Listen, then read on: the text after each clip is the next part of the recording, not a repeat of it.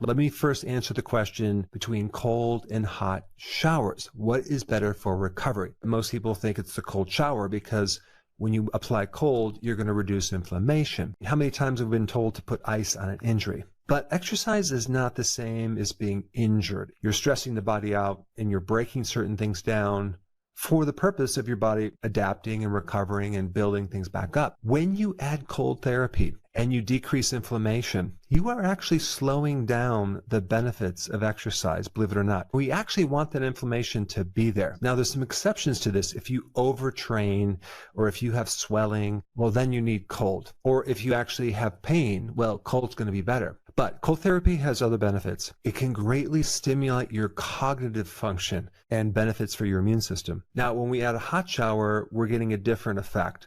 We're getting more muscle relaxation, more blood flow, more oxygen. We're relaxing the parasympathetic nervous system. It's been known to increase sleep quality by 20% and even extend another 20 to 30 minutes of sleep. If we compare both of them, heat to cold, it's going to be the heat that's going to give you a little more benefits to recover from exercise. Now, if you add them both as a contrast therapy, cold and then hot, that would be even better because we're creating a vasoconstriction and a vasodilation, so we get more blood flow. And before I get into the mind-blowing recovery technique, I first need to tell you a few other recovery things that you can add to the list. The sauna and then cold immersion. It's just more intense. Another one is using the foam roller. 10 minutes after exercise can greatly improve your recovery. They also compared getting 8 hours of sleep versus getting 6 hours of sleep after exercise. And there was 20% more recovery when you get 8 hours. If you ever get your DNA tested, the company that I have been using recently is called 3x4 Community. They look at what type of exercise you should be doing for your DNA and cross-reference that with how you recover. Now let's get into something very cool, something that can actually give you so much exercise repair, and it's actually very, very simple. It doesn't require even any exercise at all. You ready for this? Intermittent hypoxic training. So it's kind of similar to intermittent fasting where you're doing a short-term starvation and then you eat, right? But guess what? Intermittent hypoxic training, you're restricting your oxygen going into your lungs. You can buy an air restriction mask. You can even hold your breath. It actually has effects that mimic endurance exercise without exercise. You actually mimic a high altitude environment. It'll strengthen your metabolism as well as enhancing the growth of your muscles and at the same time decreasing inflammation. It's one of the most powerful things to speed up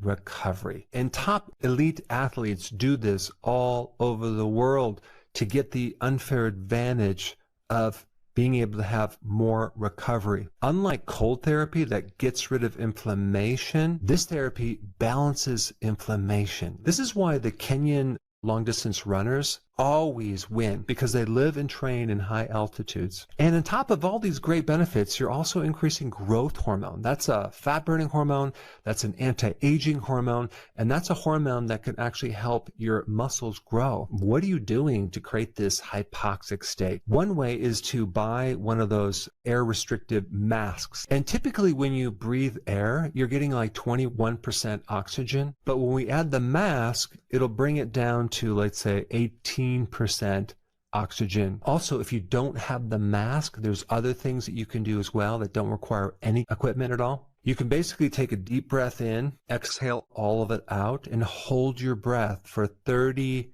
to 60 seconds. By going through that cycle and breathing for a minute and going back and forth 6 to 8 cycles after your exercise, that would be a valid form of hypoxic training. Then here's the big question. Should you do this type of training while you're working out or when you're done working out post-exercise? You want to do this hypoxic training right when you're working out. This will amplify the signals to the muscles to grow. Let's say, for example, your goal is not necessarily muscle growth. It's going to be recovery, or maybe you want more endurance. Then you would want to do this hypoxic training after the exercise. That would mean just putting on this mask for 5 minutes, okay, breathing through it. It's restricting your air, and then taking it off for 5 minutes and breathing normally, and then putting it back on with a cycle of 6. So you're doing it 6 different times. And this is after the workout. And of course, because we're dealing with something that can affect your health, you want to check with your doctor before doing this, because I don't want someone with a bad heart to do this and then pass out. Now, let's say, for example, your goal is to improve an injury. Then you would do hypoxic training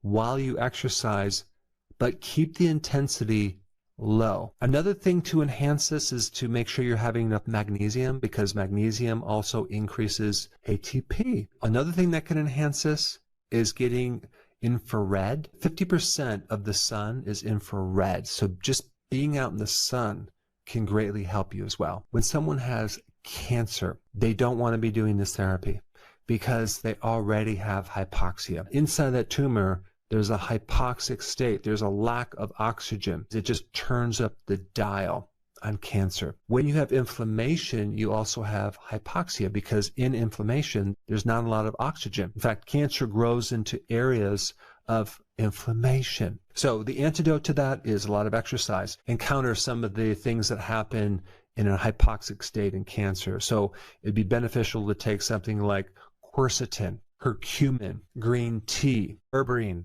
sulforaphane, and intermittent fasting. All right. Thank you so much for watching. I will see you in the next video.